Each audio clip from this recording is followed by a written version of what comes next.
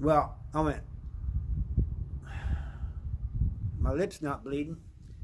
And he hauls off and swings. He connects. I don't ever slow up, no I don't take sh- I got no love for the fakeness. If you wanna play. Hello everybody, Hard Talks Prison here. I was asked by a young guy that if he went to prison, who was the people that he had to look out for. Basically, it's everybody. You can't underestimate anybody in prison. And I made that mistake once of underestimating somebody. You just never know. But the ones that you know are going to be dangerous, because they have to be, is the ones involved with money. That means the store man, because he's got to be able to get his money back, unless he hires somebody to get his money back. Gambling, people who gamble, they're going to they have to get down, they will. Anybody who is doing things like that, dealing in drugs, that they're going to be about their business. Because, say they're not. Somebody's just going to take advantage of them. So they got to know what they're doing. They got to be able to use the thumper, the poker, whatever you want to be willing to use it, And some people, say that they went through prison without a fight or any altercations. I find that very hard to believe. I was in prison 29 years, and I was in a lot of different altercations, and some of them by some dangerous people, And it's not that I went looking for trouble. It's just that it's going to happen. So people who, I really don't believe it. Unless they was in PC or in the hole, stayed in the whole time, because some prisons don't have PC.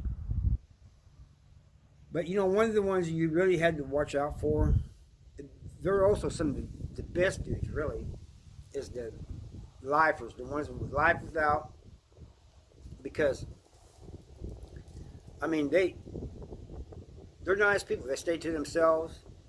They don't say a whole lot. They're quiet. But if you do them dirty, it's going to be all bad. I guarantee you that for them. But I remember this young guy coming in, and he was just, there's this old head, he's life without. And for some reason, this young guy gets a messing with him. And this guy didn't mess with him or anything, and went and got his piece, came back, pieced the guy up. And there was another time there was a young guy that had life without. When somebody gets messing with him, and I was friends with this young guy too, because I was kind of young too at the time. I wasn't real young, but I was kind of young. But he comes by and tells me, man, he goes, that dude he's tripping. He's tripping, man. I'm telling you, he's tripping. This is the way he talked. A lot of people said that word a lot. But he said, he's tripping. So one day I'm down sitting at the table with this new guy that just came in, and he had been asking me and some others about prison, and different things, and advice and this and that, and was trying to school him.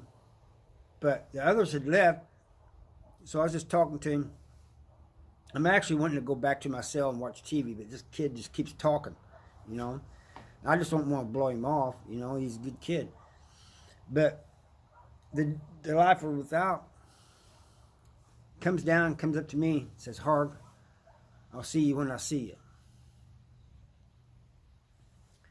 And he makes a beeline for that dude that had been messing with him. And the other young guy says, what do you mean by that? I said, man, just keep looking at me and talking to me. Don't turn around.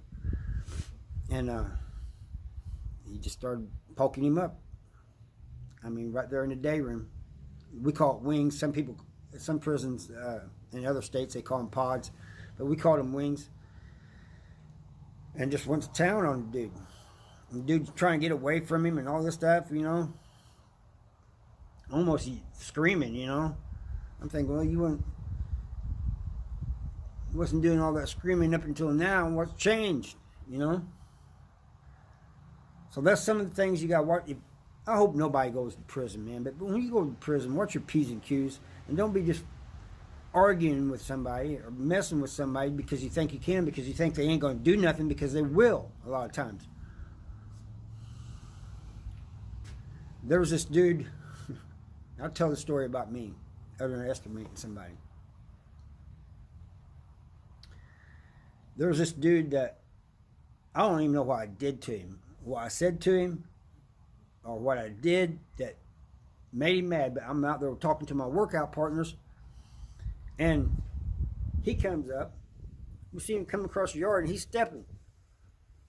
And one of my workout partners says, "Look like he has something on his mind." And so we're just standing there, and he walks up. And we kind of ready, because you can tell by how somebody behaves sometimes. That they're. And he comes up to me, and he goes, "Harv, you deserve to get punched in the mouth." I thought it was another one of these things where people just talking, because usually when you think somebody deserves that, you ain't gonna come up and tell them that you think they deserve that. You're just gonna do it. Well, I went,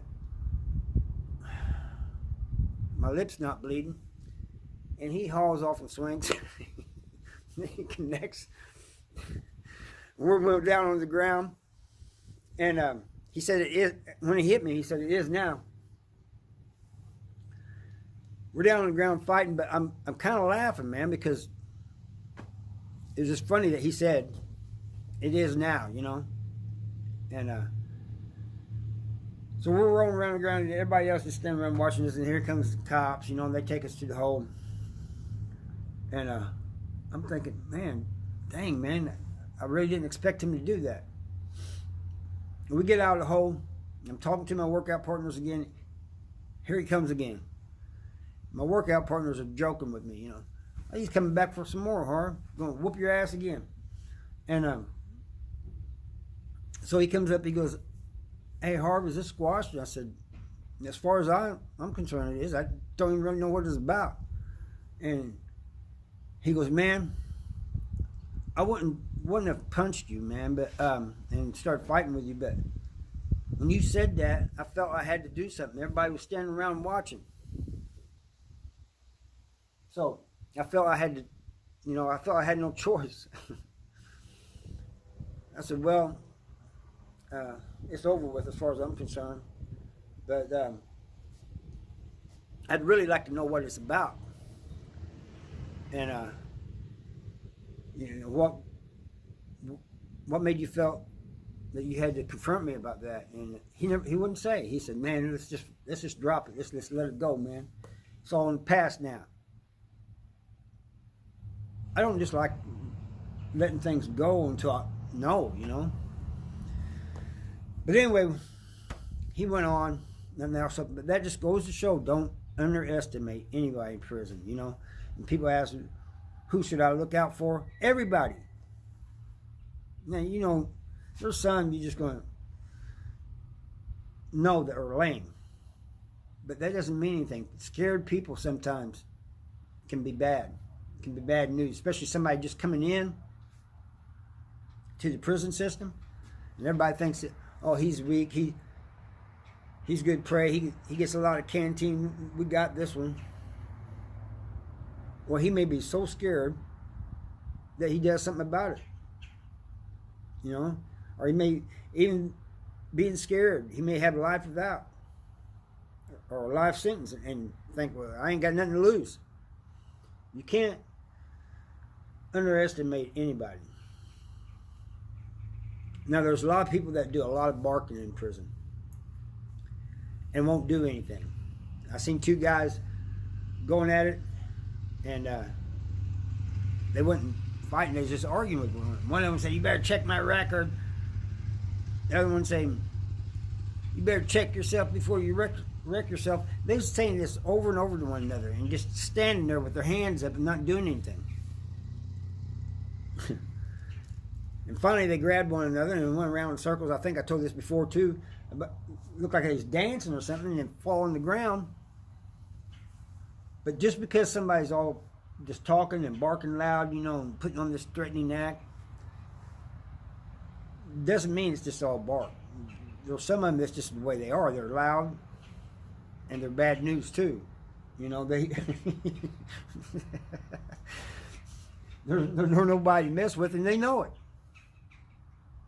You know, they just don't care, and they kind of want somebody to challenge them. You know, they love that kind of stuff. Passes time in prison, I guess. I always try to avoid situation, but you can't avoid every situation. There was a couple times. Let's see, 1, 2, 3 times I actually started a confrontation, and one of them was a cellie I had. And I told that story about fighting down in Potosi. And everybody's wondering why we fought outside the cell. We should have took it into the cell. I just got tired of seeing him and hearing his mouth. He wasn't a bad dude. He's a good dude, actually. He said the same thing about me. We just got tired of everywhere the only time we didn't see one another was when we was asleep. It was a stupid fight. I don't remember telling people that too. But you never know. You know. So hopefully none of you guys watching this go to prison, but I know somebody might, some young guy might. Just keep in mind, don't underestimate anybody, and that everybody can be a problem. Mind your P's and Q's. Mind your business, but stay aware of your surroundings. But better yet, to avoid all that, just make the right choices. You know, don't get involved in things to end up in prison to start with. Enjoy your life out here, man. Don't take anything for granted. Now, thank you for watching, and I'll see you next time. Bye.